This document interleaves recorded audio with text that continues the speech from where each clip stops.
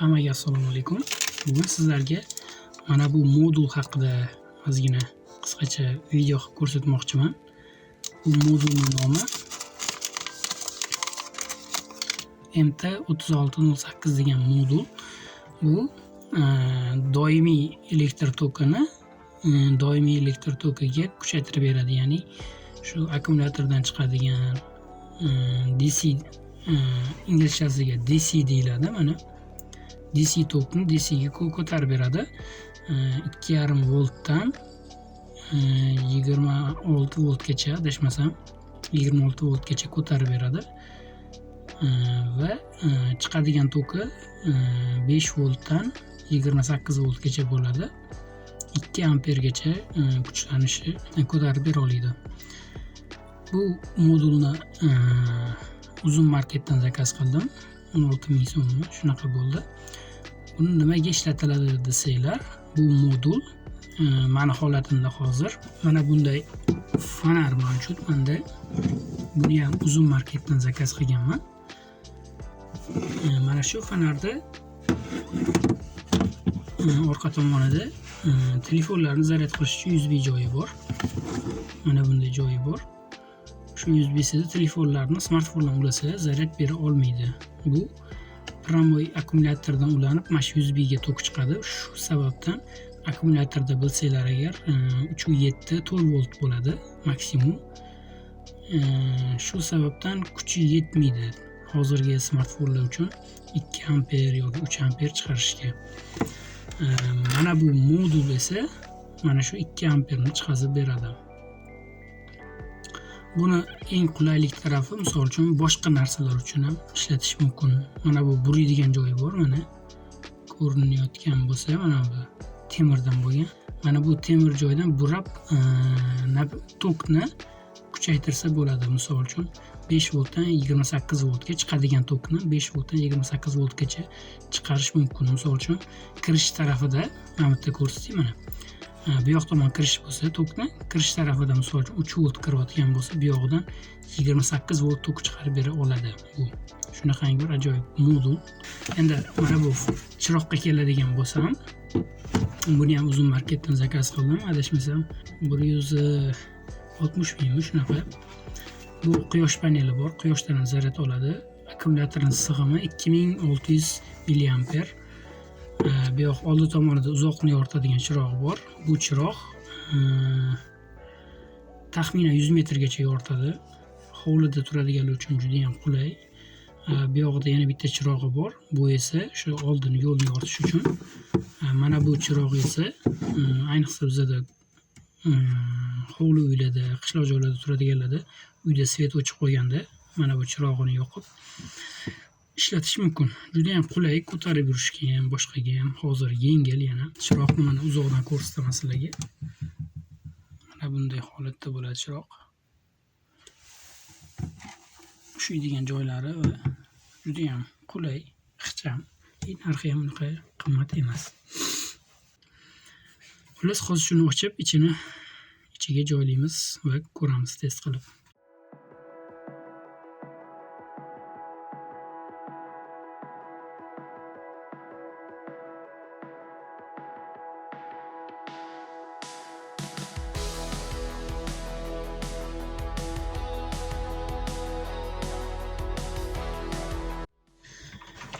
Demak, fonarni ochamiz.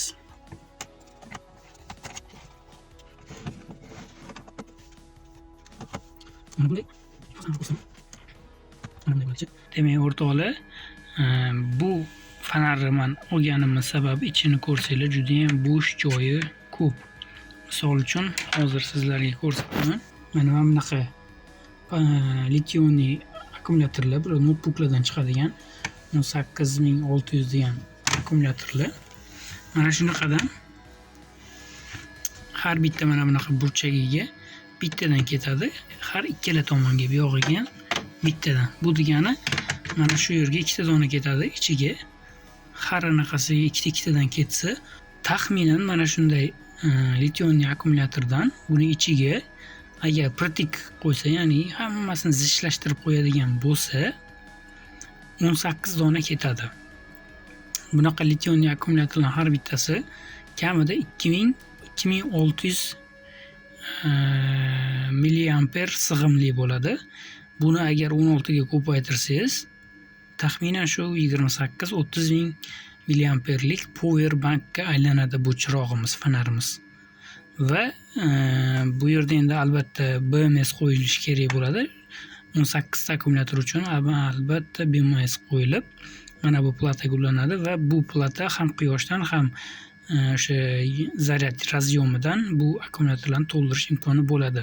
Yoki akkumulyatorlarni syomniy qilib ishlatsa ham bo'ladi. Ya'ni mana shunaqa akkumulyator uchun xuddi oddiy batareya qo'yadigan soatlar orqasida bo'ladigan razyomga o'xshagan отдельный razyomi bo'ladi.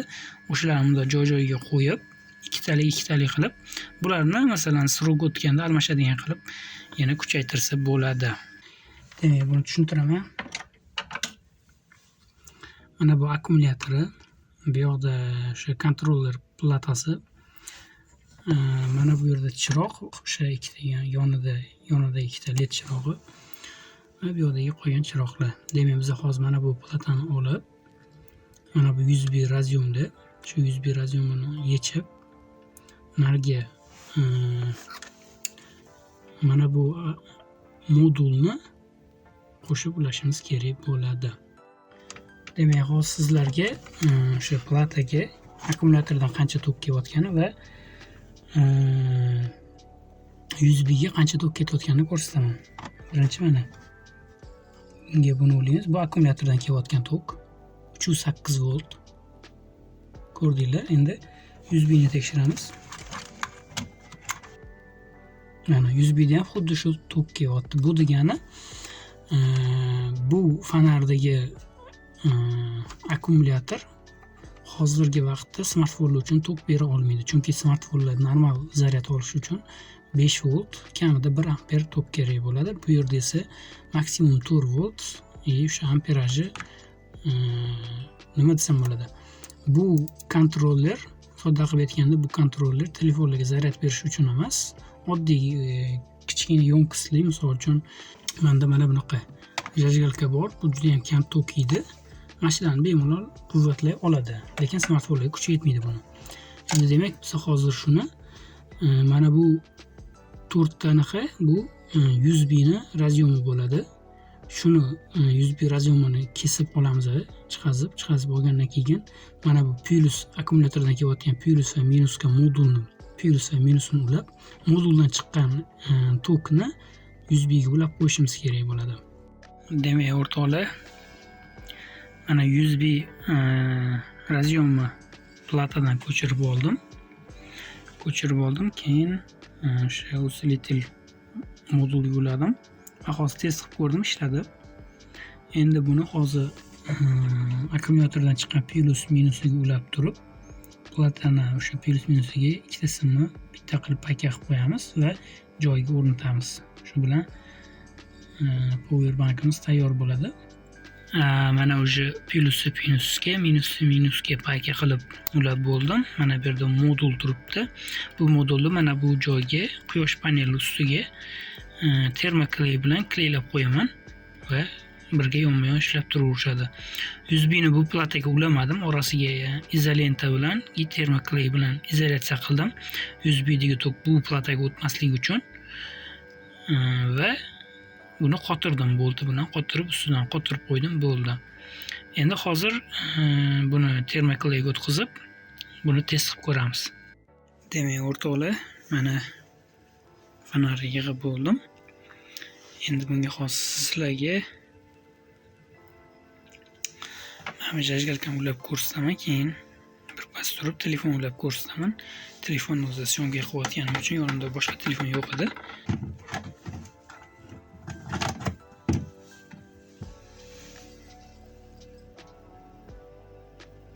Ko'rishingiz mumkin.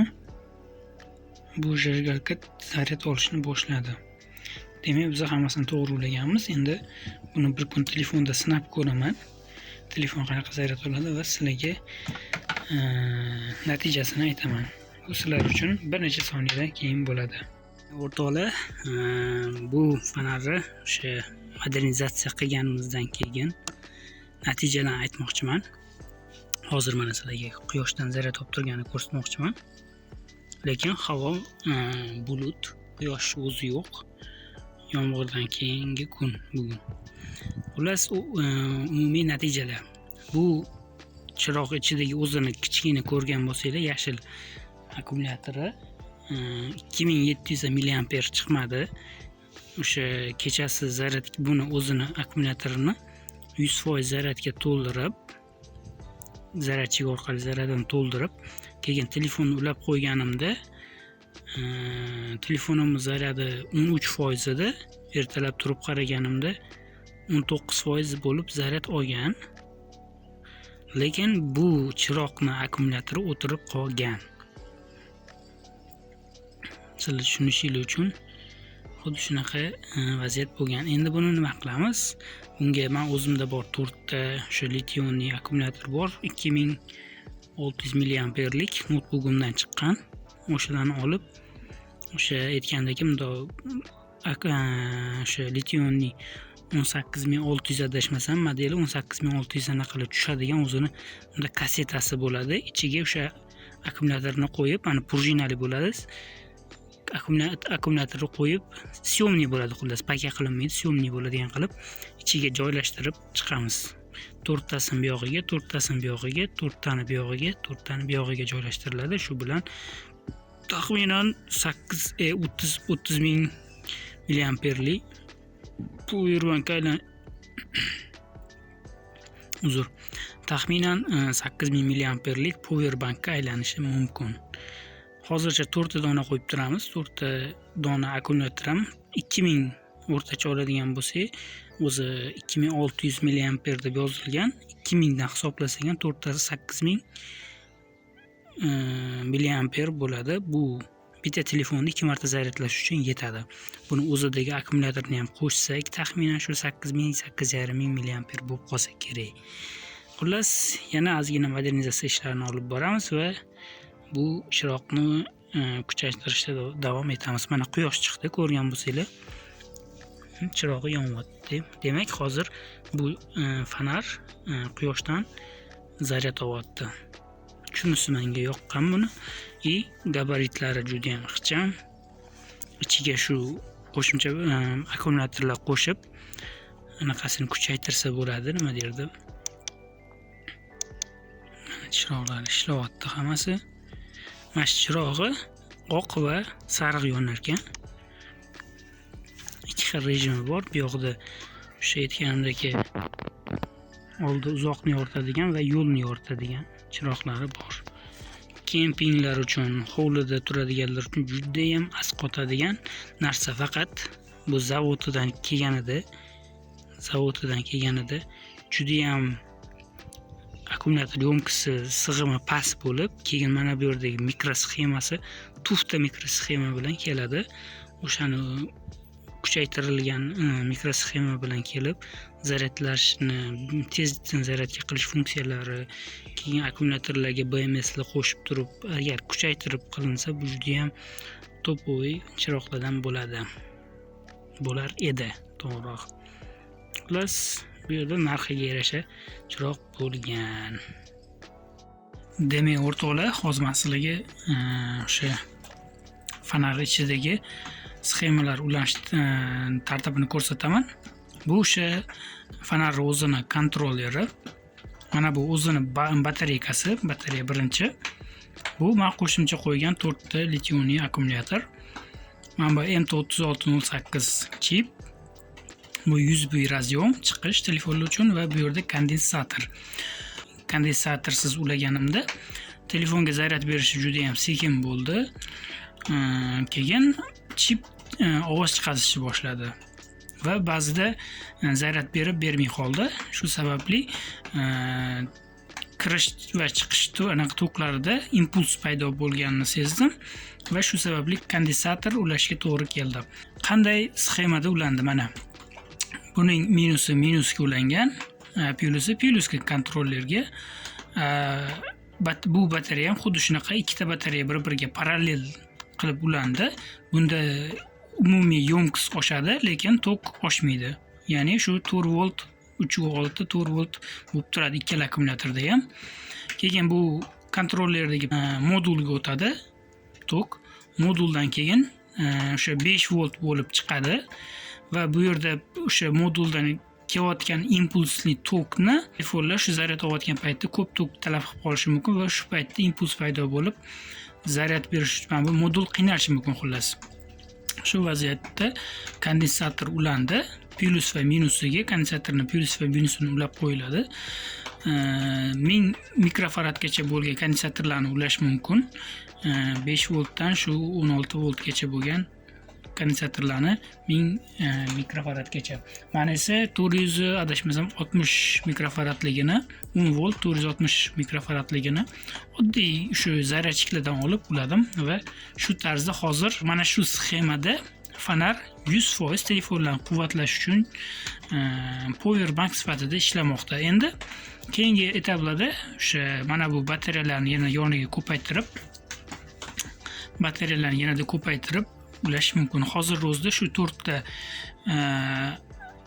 qo'shimcha yangi litioniy batareya qo'shganim o'zida telefonimni bemalol 100% zaryad qilib bera olyapti.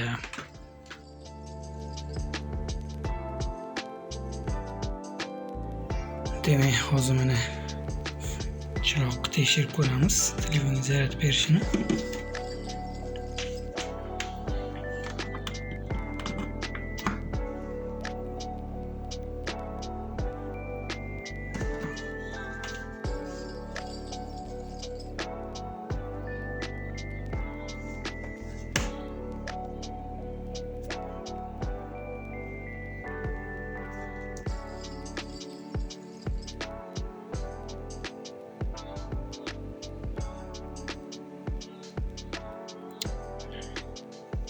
Bir vaqtning o'zida fonari ham ishlayveradi.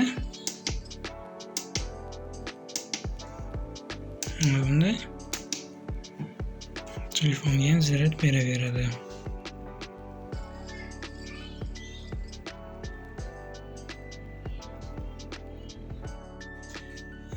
Demak, o'rtoqlar, endi yakuniy xulosalarga kelamiz. Bu chiroqda nimalar o'zgardi va nimalarga erishdik? Birinchi erishgan narsamiz fonarni akkumulyator sig'imi 8000 mAh gacha ko'tarildi. Ikkinchi erishgan narsamiz USB orqali telefonlarga zaryad bermasdi. USB orqali telefonlarga zaryad berish funksiyasi qo'shildi. 2 mAh gacha. Bu degani sal tezroq 1 amperli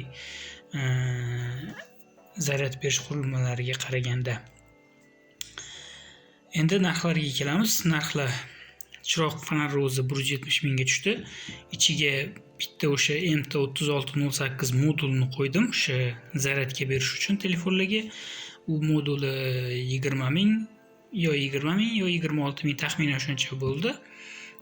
Akkumulyatorlar o'zimda notebookimning eski akkumulyatori bor edi. O'sha akkumulyatorlardan foydalanib 4 ta 18650 modulli litioniy akkumulyatorlarni joylandi. Bunga ketgan vaqtim 3 soatcha vaqtim ketdi shu payka qilib joylashtirishga. Qolgan vaqtim shu faqat test qilishga ketdi. Endi buni shu hovlilarda maza qilib ishlatsa bo'ladi, xudo xolasa. Fonarni yonishi 12 soatgacha bemalol yetadigan bo'ldi. Даже undan ham ko'pga ketadi. Ayniqsa men katta gabarit ledlarni yoqsa, agar men oldi yoki men bilan yoqadigan bo'lsa kichkinalarni, juda ham uzoq muddat yonib tura oladi. Xullas, mana shunday fonar. Agar kimda bo'sh vaqti bo'lsa, menga o'xshaganda ishlab qo'ysangiz uyda kerak bo'ladigan, juda ham kerak bo'ladi. Yana bitta qo'shimcha aytmoqchiman. Menda MT3608 modul qo'yganim sababli bunga bu yerda hozir chiqish voltini 5 voltga sozlab qo'yganman. Buni ko'paytirish mumkin. Misol uchun 12 voltli akkumulyatorni zaryad qilmoqchi bo'lsangiz, ichidagi shu modulni fonarni ochib turib, ichidagi modulni 12 voltga sozlab qo'ysangiz, USB orqali 12 volt tok berish mumkin. 26 voltgacha tok bera oladi. Bu ham bir qo'shimcha funksiya. Uni o'sha modulni faqat qaysidir qatdandir ham regrovka qilish uchun o'sha teshik ochib, o'sha regrovka qilinadigan boltlarni sozlab chiqarib qo'yilsa bo'ldi.